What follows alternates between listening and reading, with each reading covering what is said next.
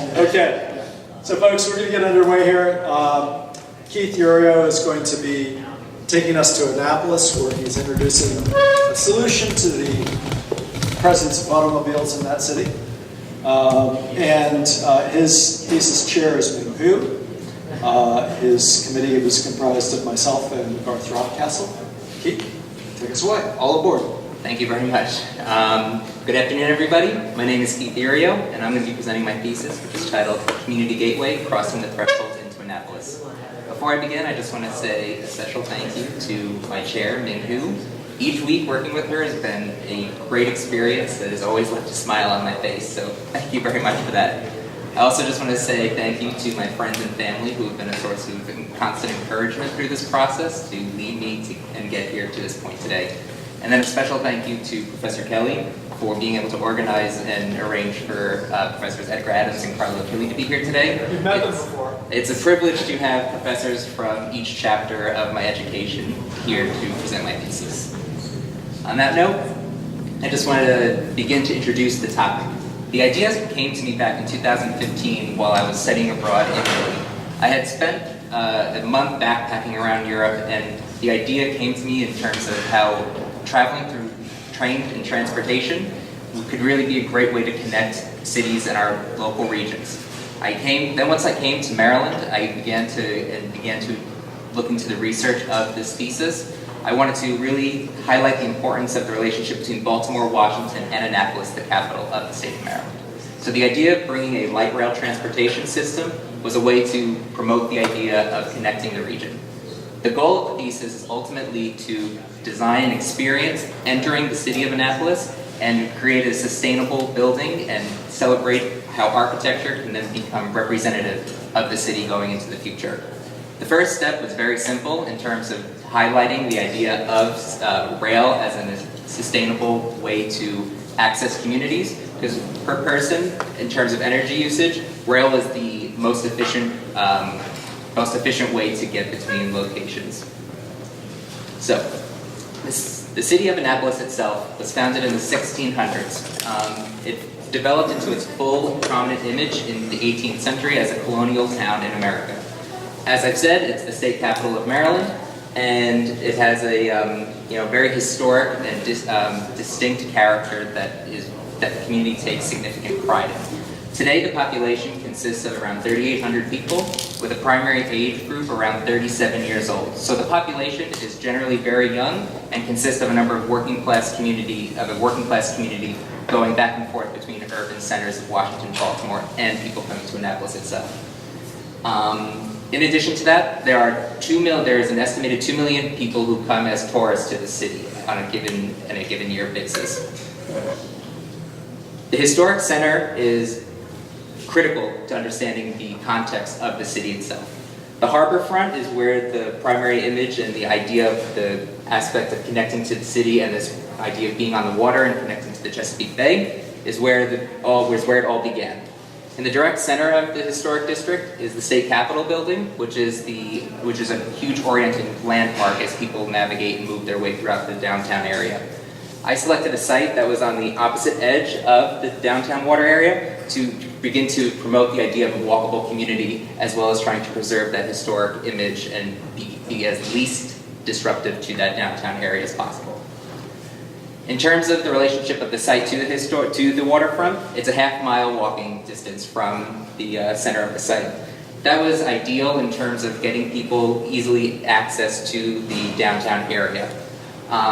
In direct line with the site is the state capitol building, which is a quarter mile away, and the experience of walking from the state capitol building to the waterfront is lined with many locally owned shops and locally owned restaurants to really give that idea and that sense of what the community and the experience is of being in Annapolis itself. As Professor Kelly had said, the idea of addressing automobile problems is a concern for the city of Annapolis today. The roadways in the historic district are very narrow, and that makes it there's increased congestion in terms of how cars are moving through the space. The idea of accessing a light rail transportation system into Annapolis will hopefully incentivize people to not have to bring cars into the historic district as frequently or as heavily as they are today. So here, I'm going to show you some of the images of that historic image of what people think about when they think about Annapolis. The downtown harbor front with the boats coming in, and lined with many of the different restaurants, and it's the most common space for public gathering in the community.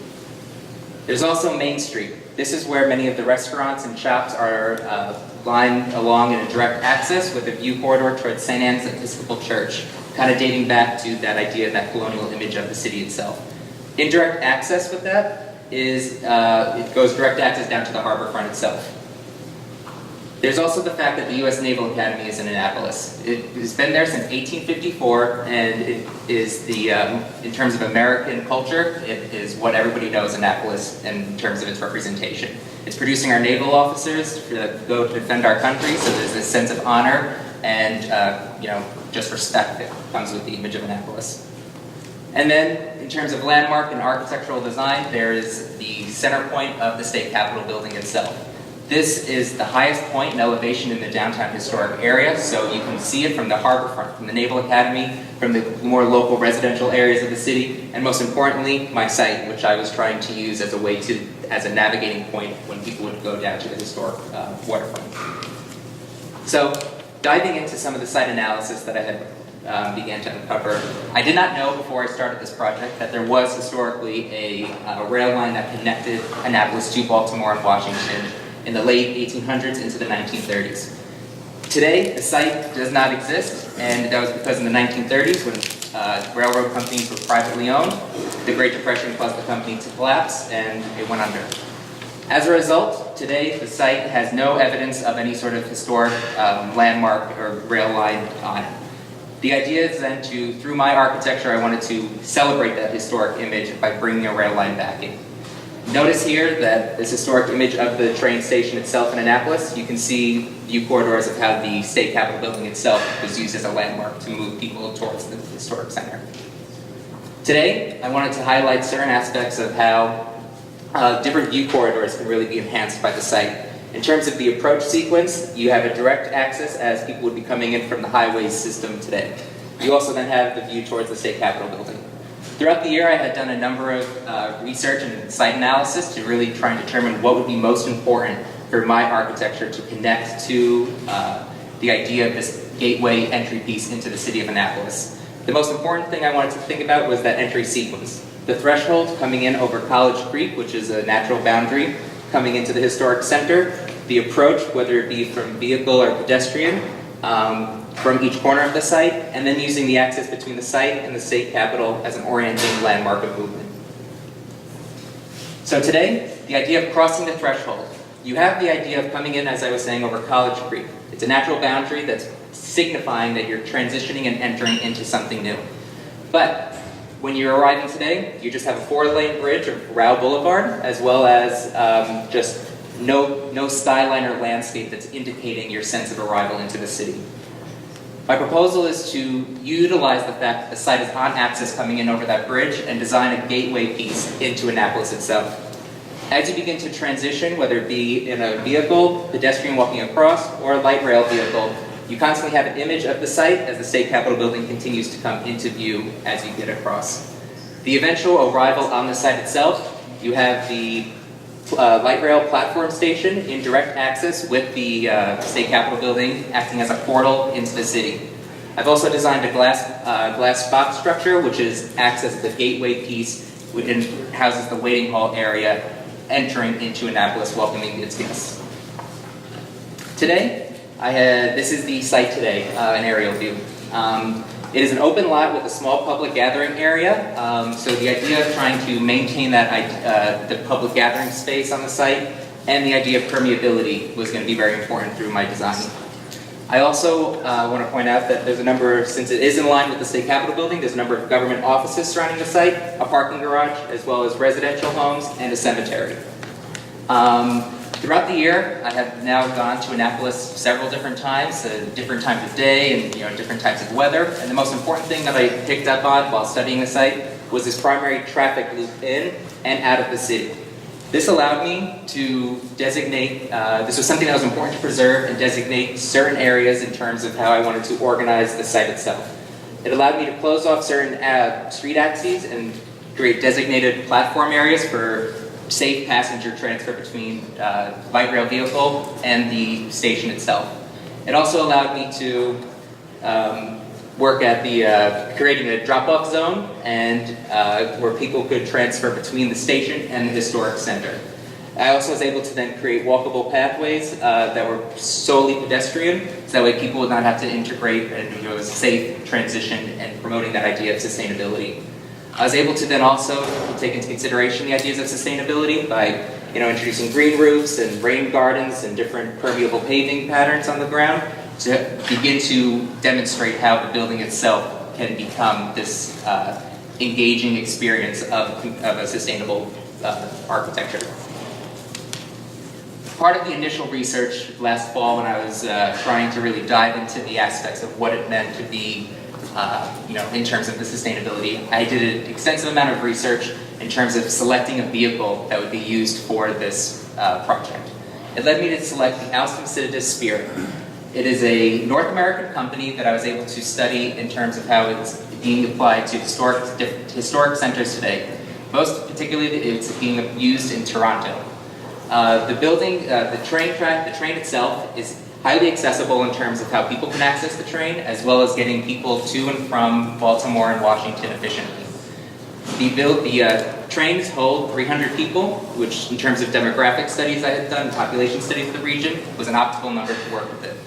The train can also be integrated within the regular traffic lanes itself, so getting to the historic center was going to be efficient. I also then selected this vehicle most importantly because of its fact that it can cause the least amount of disruption to that historic center.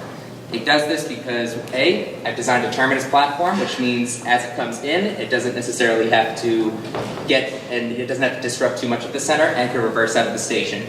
At the same time, this model doesn't require a catenary wire, which all the wire systems above the train itself, for certain durations of the trip. So as it enters the historic center, view corridors can be preserved.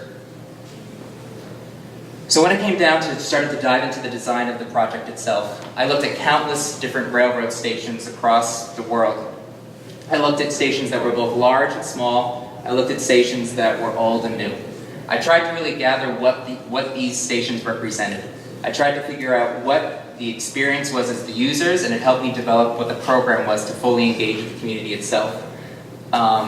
Most importantly, I wanted to really just figure out what the role of the train station meant within its context of a city. It led me to a number of different site strategies in terms of how I was going to approach this triangular-shaped site and how that was going to begin to engage the community. Most importantly, I wanted to build a relationship between the building mass itself as well as the canopy that covered the platform as people entered the city. The largest thing that I wanted to take away from this was the idea that the building needed to respect and be representative of the culture and the context of Annapolis, but also introduce a contemporary style that could be incorporated to it.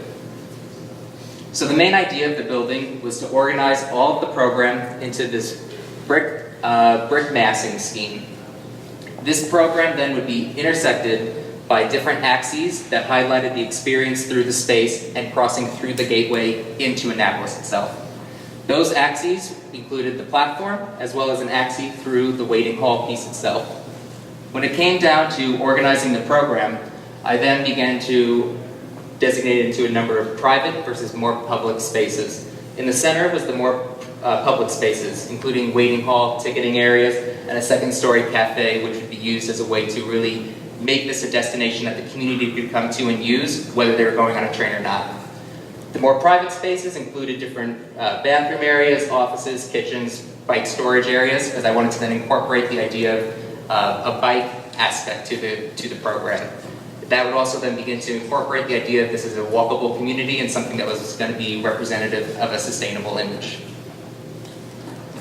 Arriving at the site, people would be dropped off or picked up in this primary front axis in front of the building. The people then immediately had access to the waiting hall areas or direct access to the canopy and the platform. The idea was then to create these waiting areas that were kind of connected to the garden and nature itself. As people would wait there for their taxi, their Uber, or decide to walk down into the historic center, they were beginning to be engaged with the building context itself as well as the experience of being outside. When I designed the front edge, which I've been referring to as the drop-off elevation, it's facing the historic center into Annapolis itself. I wanted to then really make sure that this face respected the scale and the proportion and the context of the city. I did a number of studies and was able to optimize the idea of what it was like in the city itself. I then designed a more contemporary glass facade on the rear side of the elevation, on the rear side of the building, which I've been calling the garden elevation. These two sides begin to relate to each other as they have similar proportions and geometries that I was using and regulating lines between both sides. As I had said, the context is critical to understanding what Annapolis is. I have walked the city a number of times and I've assembled this material palette. It's all about brick and different stonework. There are different rules and regulations in terms of different window openings and the proportions that you're allowed to use. There is also different scales of buildings and the height that need to be respected. In addition to that, a number of the more public spaces begin to engage the idea of the garden and the idea of how architecture and landscape can be shared with each other. These are images of the immediate buildings surrounding it, including the Treasurer's Office for the state, Calvert Street parking garage, as well as Bloomsbury Square, which is an affordable housing unit, supporting the idea that this is as well a significantly residential community. So we're bringing the idea of a light rail transit station and accessing it for all types of people. So then just trying to dive into a little bit more about what the experience is like looking at those intersections through those spaces. The first section I'll show you is through the canopy piece itself and how that begins to bisect through the brick mass. The design of the building begins to engage people, and as it has different slits in the canopy structure itself that begin to create these bands that highlight movement through space as you move from the historic center into the platform waiting area. Along that space, you have entry access into the building, ticketing centers, and you also have security barriers between platform and main entry. One design aspect that I've incorporated into this space was pathogen floor tiling, and that's a first step in terms of a technology that can begin as visitors to the station cross this space, they begin to generate the electricity and the power that is needed for powering this type of equipment. So it really begins to be a first step in terms of how you're beginning to integrate the public with how this building's performance is significant for the community image. Looking at the next section is the section, as I said, through the waiting hall, taking you from the drop-off zone into the rear garden. Entering the building through this primary entryway, you have access to a small retail shop which gives passengers visiting the station opportunity to buy magazines or newspaper before they board their train. They also have the opportunity to direct with actual employees in the building if that's how they choose to buy a ticket or maybe gather information about Annapolis as they make their way into the historic city. In the center of the space is this more ceremonial staircase that either takes people up into the cafe area or through it into the waiting hall. The double-heighted waiting hall space is fully integrated in terms of trying to celebrate this ceremonial intersection of the zone. The structure begins to be much more elaborate in terms of its expression on that space. At the base, columns begin to move people between each of these different programmatic spaces, whereas the truss at the top begins then to support this butterfly roof relating both to the canopy and directing images out towards that garden space. Through the openness of this interior zone, you can begin to see a relationship of how the design of the facades begin to relate to each other on that interior side of the building. And then lastly, once people make their way out into the garden space, it's this way to just be outside in the environment and connected through the different experiences of these axes. Primarily, the space has been designed with this water sculpture garden piece, which begins to be a way that the community can be engaged and connect back to this idea of Annapolis being historically a waterfront community. Looking at the intersection then through the building program itself, it was important to then understand the link between these axes. You have access between the canopy through corridors and the structure, and then leading into bike areas and then exterior gardens on the side of the building. In the heart of the building itself, linking the waiting hall and the cafe area, is a more elaborate staircase that I've designed. The idea of this staircase was to be the most public gathering space on the interior of the building. It was designed to be independent of the structure itself, as it's supported by columns suspended from the ceiling. These columns begin to make it feel like this much more delicate sculpted piece. As people begin to move their way around the staircase itself, the landing in between the staircase is wide enough to allow for people to gather and communicate with each other between spaces. There's also a system of stadium seating that allow people to either come down from the cafe to work and spend their time in the station, or wait for a train as they look out over the landscape into trains pulling into and out of the station itself. It's the perfect way to unify and link these two interior spaces. The structure then between the truss above and the steel columns supporting the stair frame a view looking out into that garden space, once again highlighting that access and movement out to the garden. So as I've been discussing the idea of sustainable architecture and the meaning of sustainability in terms of how you can really begin to educate and inform the public of its meaning, I wanted to just highlight the fact that I have designed the building can be a net zero building. The ways that I've optimized the way of a net zero design has been through an efficient building mass and orientation with the site. That has allowed me to design a building footprint that has a narrow floor plane to allow for optimal cross-ventilation between the spaces. I've also been able to do a number of facade studies in terms of correctly getting a ratio of window and wall aspects of the building. This allowed me to have a fully transparent back facade, which would allow me to then blur the line between the interior and exterior spaces, which really begin to inform the public and the community of Annapolis of how this building is connected to its environment and its surroundings. Lastly, I incorporated a number of self-sustaining design features and active design strategies that begin to really educate the public in terms of how they're using the space, whether it be the pavage floor tiling, views towards the green roofs and photovoltaic panels, or just any of the other number of sustainable features that the building includes. Now I've also run a number of simulations for the building. The building's energy performance has an EUI measuring 24. In turn, I then took this number and compared it to typical office and assembly spaces as well as transportation stations. I did this in an effort because at its most basic core, the building is a transportation station, but it is also an office assembly type of building because of its cafe, office areas, and bike shops. When compared my EUI of 24 with the standard of these buildings of similar size and scale, the average number is 67.3 for an office, and the EUI for a transportation station is 45.3. 24 is obviously better and lower than its comparisons. Keeping in mind with the 2030 challenge in terms of trying to reduce buildings' energy requirements by 60%, the building also exceeds that expected number, meaning that it's efficiently a sustainable building. I also wanted to show this image. This image is critical, I think, to understanding the relationship of the building mass itself and the axes that it creates. You can see the relationship of the brick mass holding all of the private program in the space. You also then can begin to see how the community is engaged and active in this gathering area, and how the canopy begins to welcome trains into the site and bisect that brick mass. It also has views towards the State Capitol building, and it shows how the canopy itself can begin to collect water and filter into rain garden areas that begin to work with the community. You also then can begin to see how the glass facade of that waiting hall sets a stage as you begin to enter Annapolis, where the backdrop is that waiting hall and that express structure system, welcoming people into the city itself. Over the last week now, I've had a lot of time to begin to reflect about what this thesis has meant to me, what it's meant to me as an architect, and how it's helped me, in terms of who I am as a designer.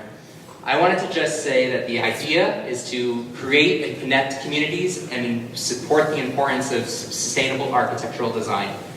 And it has a special place in my heart in terms of growing up in New York. I often used the Long Island Railroad to go into the city with my mom to go to work.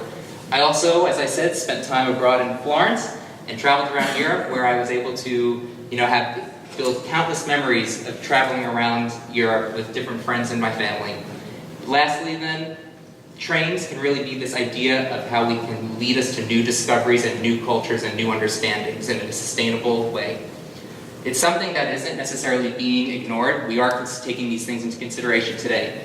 Whether it be the Purple Line's addition to DC's metro system, or even on a higher level, Hyperloop technology in terms of how we're connecting major urban centers across the world. Today this station's design is strictly dependent upon its site and the context of Annapolis, but the main idea is ultimately able to be applied anywhere in the country. On that note, I leave you with this image coming through the gateway, crossing through the portal into Annapolis. Thank you, and I welcome any questions and discussion.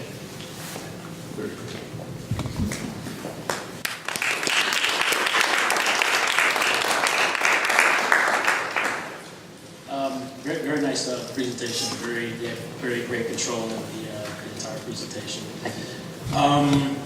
So my initial question, first and foremost, is can you explain to me how the light rail works? Because it seems like you have two sets of tracks. Just explain to me how you.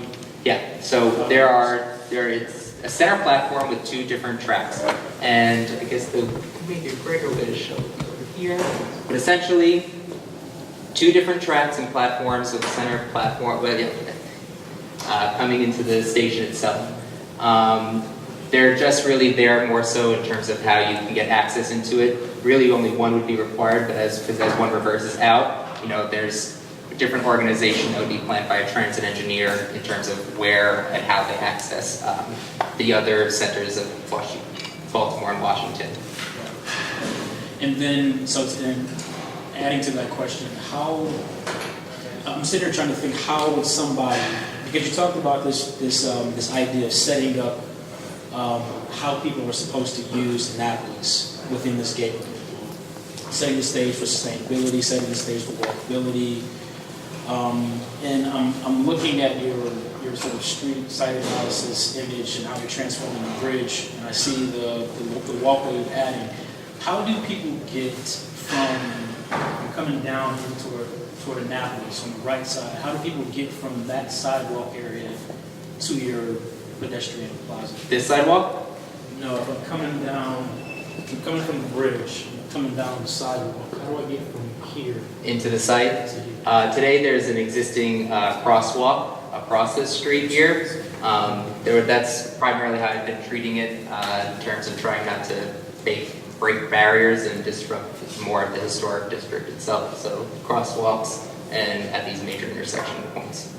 Okay, so did you ever think about really taking advantage of that corner piece and really being able to really start to control the pedestrian traffic? I don't know exactly what the shape of the block is now, but was there a way to make this sort of street a two-way street that came in until you can reclaim that edge and really make it Making this a two-way street? Is that one way now? This is a one-way street. Right, so is there a way to reorganize that to where you have a two-way street that It used to be two-way on the other side. Yeah, it was two-way. So through some of that site analysis that I had done, the primary traffic loop was in and out in an effort to create a designated transfer of Most of passengers. the walking would be coming from underneath. It really isn't Yeah. a lot of residential. What do you mean underneath? Because of that threshold of College Creek, very little foot traffic really is coming in over that street edge. It's really coming from down here in the historic center, which is why I incorporated that pedestrian path. Right, but you also got pedestrian traffic, at least this is what you said, pedestrian traffic coming down the bridge. There is some pedestrian traffic, but it's not really your primary access. Where do we see? If it's pedestrian traffic, they're carrying a gas can, because they're running out of gas. Yeah, because it's a long distance. Or it's me taking a picture of that experience coming across the bridge. I see. And maybe this is partly me just trying to understand the site, but I see that sort of swoopy road, and I just imagine cars coming in extremely fast, and then you talk about all this pedestrian activity in that plaza. It could be presented that that place be not conducive to safe pedestrian activity because you have this sort of speeding traffic coming along the edge. I think that would be an argument that some people would present to you, and this is why I'm asking the questions about how that block could have been reorganized. But Marcus, right now, you already start to get congestion, and then you start to branch to the right, and as you're coming in, traffic slows down right here Yeah. naturally anyhow, because from here on in, you're moving at a snail's pace through the city. Yeah. There's enough stoplights, the traffic is just, it's not a city designed for traffic, so. And one way that I've also tried to address certain concerns would be through, minor, walls between the spaces, as well as the idea of including a rain garden at this edge of the site. People really won't be accessing it by foot, that Okay. zone, so it designates it more as this more enclosed space at the site. Today it was also just a small public gathering space that, as far as I know, there's never been any sort of terrible incidences, but it is a... Yeah, just asking the question. I'm Keep the same trying to use. familiarize myself. I'm not familiar with the site, but just asking the question. And really, just to frame it, like Keith said before, this is all cemetery over here. So there's really very few people walk from here to there. These folks are just staying there. Permanent condition. And then my last comment was about the gateway. In my opinion, I really only got the sense of a sort of gateway from your last, this sort of image here, and in the rest of these images, I don't really see that sort of gateway. I sort of see your intervention as a terminus of this, and not really something that is serving as a threshold into the city. I mean, I think this image is very provocative and very strong and really in line with, I think, what you're trying to do. And I kind of wish there was more stuff happening in that. I mean, all of this is great, but in terms of creating a threshold and a gateway into and establishing the character and the way people will interact with Annapolis, I'd like to see more, stuff happening in that actual gateway. Okay. Threshold. That's the only time I get it. I actually want to dig a little more into that because I share some concerns about what you're doing. I mean, let me say first that I believe that what you're doing is commendable in terms of trying to generate a very different kind of interaction between DC and Annapolis that will depend less on car and will give a dignified way to actually arrive to the city from a pedestrian point of view. So having said that, I believe, when I was looking at your site plan, I believe that you went through a lot of effort in trying to not block perspectives towards the state highway. Yes. That's right. And so you kind of reinforce the idea that that's kind of the entrance to the place. Yes. Which goes against the idea that the way now you enter Annapolis is a dignified enter to Annapolis. But you didn't question that, you just accepted, and then you work with that. A number of the research that I had done in terms of their comprehensive plan, they're totally involved with just preserving the idea of that historic image. So this is really trying to be a way to support and enhance what that experience would be like. So basically you're saying this is going to be the experience for pedestrians. So cars, I don't care, and I would go with that. Cars, I don't care, I totally would go with that. And people will arrive to this place and they're going to be the ones who will get the best experience of how you enter Annapolis in a sort of walk. Then there's the issue, right, which is the dual nature of any station. And in your case, it's pretty obvious. Which one's the front of the station? And and that's a very hard question to answer in your case in any station. Because what seems to be the front it's actually the back from the people who's leaving Annapolis. And what seems to be the front, it's never reached by any pedestrian. So why do you make this effort to actually receive nobody? And it doesn't need an answer, don't worry. Yeah. Unless you have an answer. Not entirely. I was trying to, in terms of how I was designing the building itself, I was trying to think about what those edges of the building meant. And I was trying to avoid using terminology like front and back, which is why I was using drop off and garden elevation. Because I guess depending on your use of the space, that's how you would perceive what that primary entrance or face of the building would be. And that gets me to what I think is a little duality or perhaps a contradiction in what you are proposing, which one is actually the pedestrian door to Annapolis? Is it that one or is it the last image that you showed?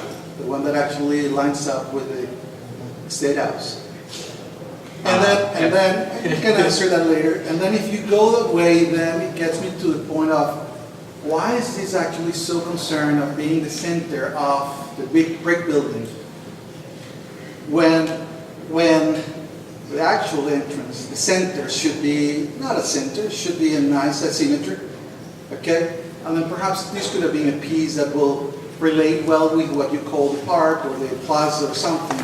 And so it would be more like an open view towards a place that seems to have a good use and a good sense of activity, but it's not the entrance. So in other words, then perhaps this could have been the entrance, the actual entrance to both the station and the city. And then this could have been just a way for the building to articulate to an open space, period. That's it. And so there's where I see a little of concern, and I will think about it a little more, which is how these two pieces articulate. Because I think they articulate well in the space of the boarding deck. That's right. But I'm not sure they are correctly articulated in terms of their proportions, as you have defined them, and their presences actually. You know, this is a very different presence with this, and I'm not even sure if this building. I know it's not possible, but I'm not even sure if this building should be moved forward, if possible. You Move can. forward like this direction? Yes, and the station be behind the building. I know it's not possible. Yeah. I It know. was a narrow site. That's I had right. That's Different right. studies and everything that But I worked with. it's that thing that keeps me saying, okay, what's the face now of? And I believe that what you want is the face keeps being, you know, the state capitol back there, and then this building is going to be like a frame to that, I think. And then if that's the case, then these guys distracted me. Okay. Okay, that's all I want to say. Okay. And I see where it comes from. Sure. And I agree with it. But there is that, I mean, these are difficult problems, no question about it. And so you have assumed them and faced them and do what you have to do up to this point. And probably the state people wouldn't even realize all this thing. These are concerns of all about how cities should be understood. That's true. Great to see all this, and certainly well worth taking on, and you know, excellent verbal presentation, really well put that. I do think I need to echo a little bit of the concerns that are raised earlier, in the sense that the glass hallway really seems to be the gateway, and so I'm gonna, I guess, argue for saying to heck with the height limit or the Restrictions, the I view guess. from the bridge, and to really move that glass pavilion over so that it is the terminus. Okay. You know, so because right now I'm not buying the little butterflies and then the big butterflies, because they're totally unrelated. If the little butterflies lead you to the big butterfly, then I think you have something that really you know, speaks the same language, and you wouldn't have to deal with kind of funny conditions like this, where is it part of the butterfly, or is it part of this bar piece that is coming across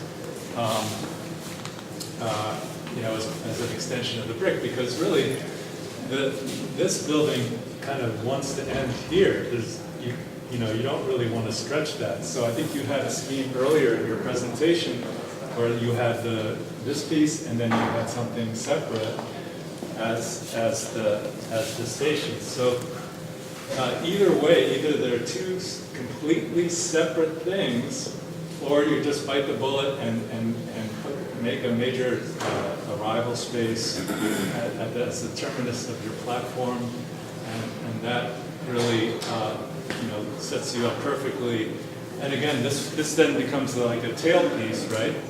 That becomes threshold to the garden with the cafe. Yeah, I had explored some of that. And all of that, and with the bikes and all of that good stuff.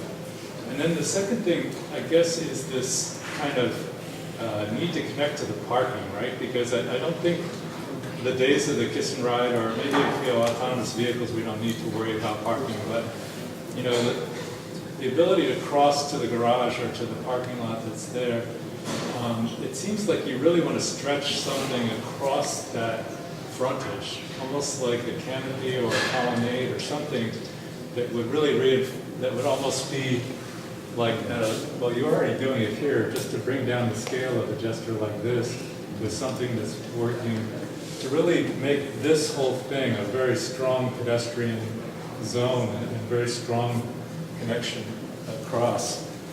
Because, I mean, in that way, it also announces to the cars that, you're now in a zone that is different. You're not on the highway anymore. You're not zooming over, looking dreamily at the water. You have to be careful.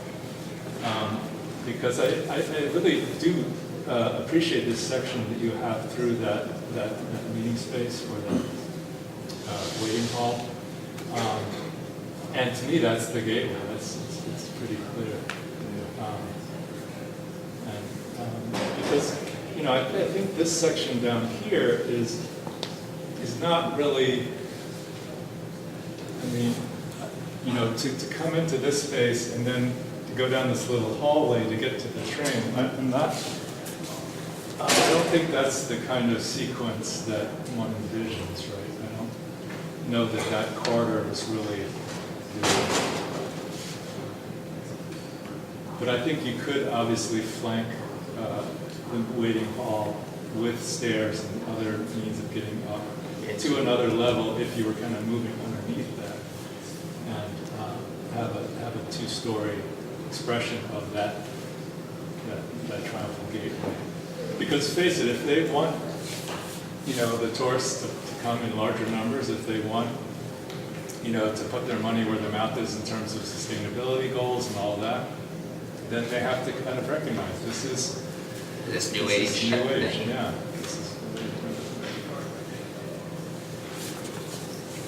I just wanted to, I was listening and I was hoping not to have to go to some of those things and redesign it for you, but that's what I really wanted to do. Because when I look at this, these boards are fantastic. I think you really did put a great graphic presentation together. It's very complete. Your verbal presentation supported it all, and the analysis behind it was also extremely supportive of everything you have here. But this is quite impressive, the graphic presentation here. All the drawings are laid out in proper sequence and place and very, very clear. But that just sets up the palette for people like me and others to want to redesign it, and really because that's a difficult site. It's not an easy site, and I think that you've uncovered. Well, your solution has said, well, there are other iterations, and those other iterations maybe require a little more study. But I think that your initial look at it it's a good design, but I think that everything that was said before is important. I think the other thing you have to do is when you go back to that bridge, you'll see the State House and where the State House actually is in reference to other buildings and the placement of things on the site. The state capitol is really aligned with the street as opposed to the site, but and as mentioned by others, is that you put the center of the site in a way that sort of says that you're looking at it, but it's really to the side. Gesture elsewhere. Yeah. So I think with all of those things, that only says that with that map there, those are the series of studies so you really could see your sight lines and where things should line up, and may even support some of the ideas that others brought up about the placement of of the waiting space, the station operations, the track, and even that. And even the idea that does the track have to come in at that angle, or does it, could it come straight in, and would that have then allowed you to shift things in a little different way? There's so many different ways. Yeah, those were things that I started out doing last semester, and Yeah. this was the most optimal way in terms of being able to introduce an actual program to the site. Right. So, But you know, I think that with all of us, I think at a certain point we start way back there. We start with the world, we start with Baltimore, DC, Annapolis, and then we get closer and closer and closer. Then we get to the site, we kind of lose track of all of those things that even set this up. And so I would just say that in this case, I think it starts back at the other side of the bridge. And when you talk about the term of gateway and the placement of things was on that site. But overall, I mean, I think it's a fantastic effort, and greatly appreciate your presentation, both verbally and graphically. thank you. And I would, just to add to that in terms of the architecture, I would even, in some of your sections, sort of design, if this sort of gateway and holding this access is important, design with that object in your sections, right? 'Cause I don't even see that in your sections. You know, in actuality, it would be there. It would be in, you know, in that section, right? So again, just kind of defining what a gateway means to you. Maybe it's a terminus. Right.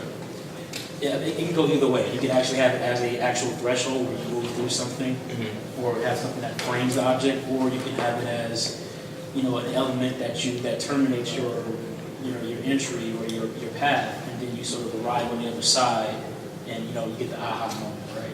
Because I actually really like this piece on the other side. Just looking at it, it's kind of nice. And then, you know, maybe that sort of is the threshold that you move through on the other side, and you know, you get the surprise, oh, here's the Capitol building, it's very nice framed and all that stuff, right? So I think that just needs the connection between what your definition of a gateway is, whatever that needs to come through in the drawings.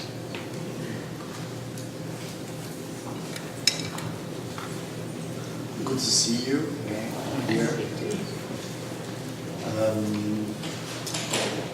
It's difficult to don't repeat because I really agree with my colleagues today. The best part was your oral speech. How you present this project. Congratulations, it was very powerful. I really like your, the passion and you present, your project. That's particularly interesting. I would like to split your presentation into moments graphically. The first part is particularly interesting because we never see today the map on a large scale like that.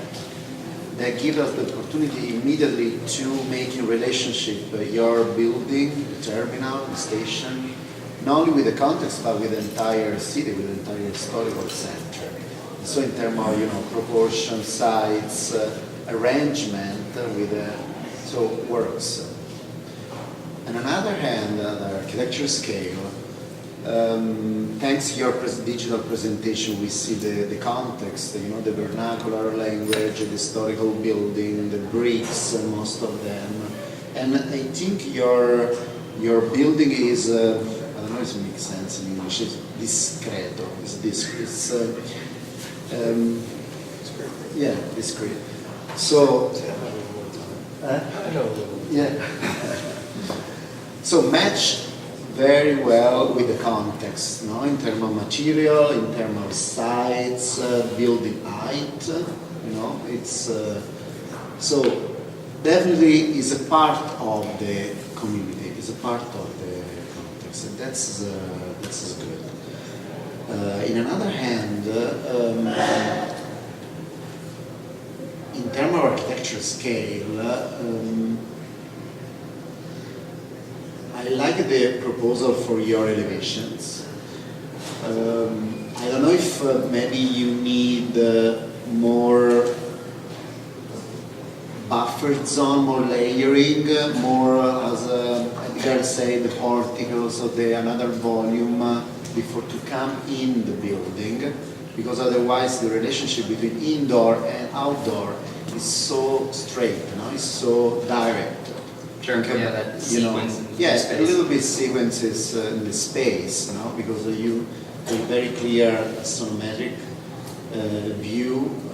So not just the lower system, and maybe you need the volumes between one space and another space. If this work as a terminal, I don't know if you think about, you have 2 tracks, right? Yeah. And maybe you can develop a little bit more the canopies, the pencilina,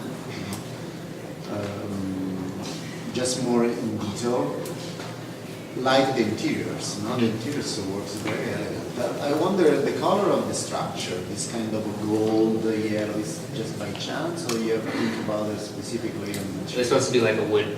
It's a wood structure. I suppose it's Yeah. I flew through Austin's airport a number of times because my daughter was down there. I have to put this down. The trusses there are like that. They cantilever out to hold the curtain, but they're 3-dimensional trusses like that. Mm-hmm. So they hit this mullion, and that mullion, and that mullion, and the next one's over here. So the end hits each one of the mullions, and it makes it's a really interesting truss thing. You might Google it and take a look at it. Will do.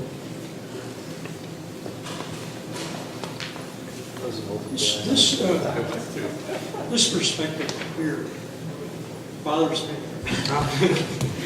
It bothers me because I want to take, I can just see my destination.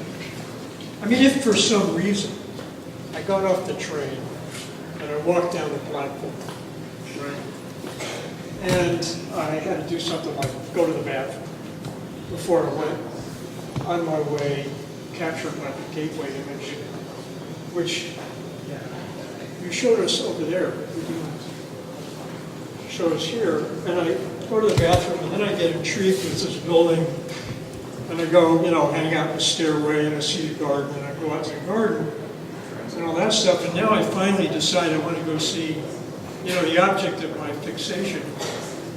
And Jesus, I got to go back through the building.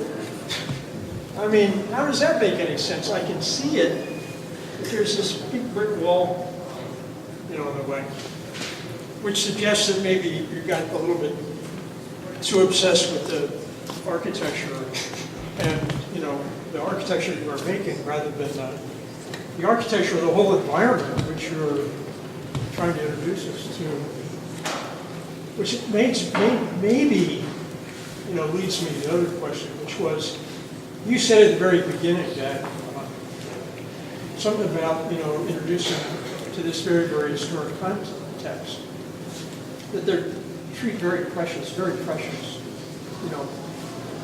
and that at the same time make a contemporary building. And that sets up this immediate dichotomy between these two worlds, and that you propose to resolve, somehow. But clearly, you're totally in the contemporary realm here.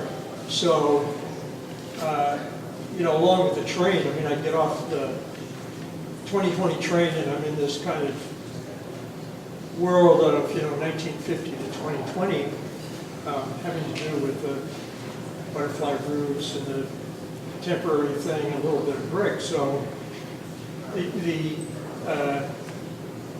sort of connection, it's not there until I pass through this film of contemporaneity that you're. And I'm just wondering why you set it up that way. I guess it was You more. didn't have to. Yeah. You could have decided I'm going to make a building consistent with it. It was more so about this, what the spaces and that entry sequence would be like in terms of it was this side was setting the stage before you entered into that historic district, whereas that other side would be setting the stage as you're in the historic, passing into the new. So it was more so about what that meant, I guess, in terms of transfer of space. So you didn't think going across the river would do it? Carroll Creek? I mean, I would have thought that going across Carroll Creek would sort of do it. Wanted to do it, I guess, more so through some of the architecture expression. For pedestrians? Or for pedestrians? Because the bridge does it for cars, but not for pedestrians. So I have to interrupt and stop this really lively discussion because I need to bring this to conclusion and to the end. And we can continue discussion. You can continue this discussion with Keith afterwards. So, well, I will be very quick. So it was absolutely delightful to work with you in past 2 semesters. And thank you so much for taking me with you on this journey. Very quick things I learned from Keith, as I learned from all my students, is a very important message I think we can extract from Keith's thesis project is that architecture design and architecture is a public art, right? It probably starts from the personal experience as those happy treeing experience you have been through and I've been through. But at the end, building and architecture should serve for public goods.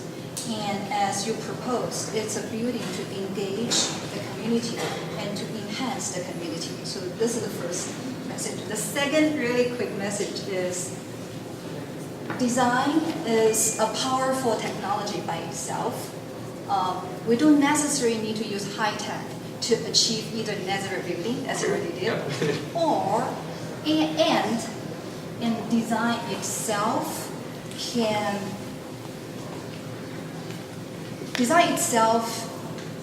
does not need to start from a style, from any particular materials. It actually can start from understanding the context, analysis, and trying to find, optimize, and absolute the best solution for the local community. This is essentially what we did for this project. So I just want, lastly, I want to congratulate on this successful project. Thank you.